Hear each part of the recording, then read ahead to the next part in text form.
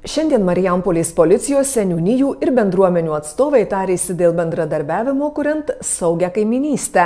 Seminare kalbėta apie saugios kaiminystės koncepciją, jos veiklos principus, pristatyta geroji praktika ir kitų šalių patirtis. Nors daugelyje vakarų šalių saugios kaiminystės grupės įprastas policijos ir visuomenės bendradarbiavimo būdas, tuo metu Lietuvoje jis tik skinasi kelią. Saugi kaiminystė puikia alternatyva aktyviems gyventojams, kuriems rūpi, kad jų kieme, daugiabutyje ar gatvėje būtų saugu gyventi.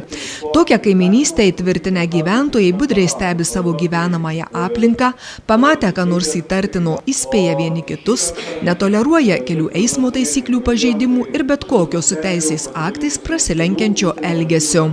Saugios kaiminystės grupių asociacijos prezidentės teigimu, svarbiausia žmonės mokyti stebėti aplinką ir atpažinti kritines situacijas.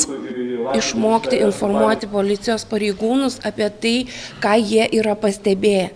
Išmokti tuo pačiu atsirinkti, kokia informacija pareigūnams gali būti naudinga ir kuri galbūt sukels daugiau sumaišties ir neneš tokios naudos, kokią galėtų nešti.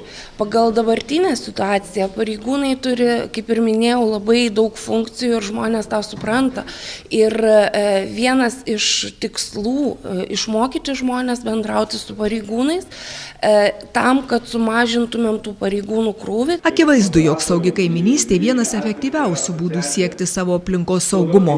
Tačiau šios iniciatyvos kūrėjai Lietuvoje pasigenda valdžios institucijų dėmesio. Bendros valstybės politikos pasisakymo, kaip visą tai turėtų vykti, krypties iki šiol nebuvo įvardinta. Tai jau daugiau kaip 5 metus tos grupės, kurios įsisteigė programą tik pradėjus vystyti, jos turi sukaupusią savo patirtį, jos plėtoja vienokius ar kitokius modelius, tačiau nėra apibendrinimo, nėra bendros tendencijos ir bendros krypties. Trūksta metodinės informacijos. Žinoma, kaip visuomet, tuo metu, kai valstybė nėra pasisakiusi, kiek tai jai yra svarbu, trūksta ir elementarių pinigų. Seminare kalbėta apie saugios kaiminystės koncepciją, pristatyta kitų šalių patirtis.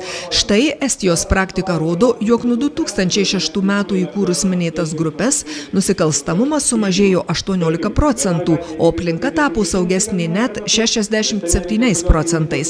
Estijoje pusę šiam projektui reikalingų lėšų skiria vietos valdžia, 30% teisingumo ministerija, po 10% rėmėjai ir nariai.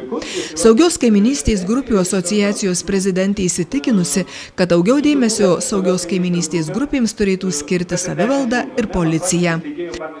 Tyrimai rodo, kad dabartiniai situacijoje tik policijos pareigūnai yra pagrindinis šaltinis, kuris skleidžia tą informaciją, kuris iš esmės stengiasi įtraukti bendruomenės, kuris eina į tas bendruomenės, tačiau tai yra tik tai papildomos pareigūnų funkcijos, kaip ir pridėtinė jų darbo vertė, kuri galbūt ateityje, kaip ir bet kuri prevencinė priemonė, gali duoti teigiamų rezultatų.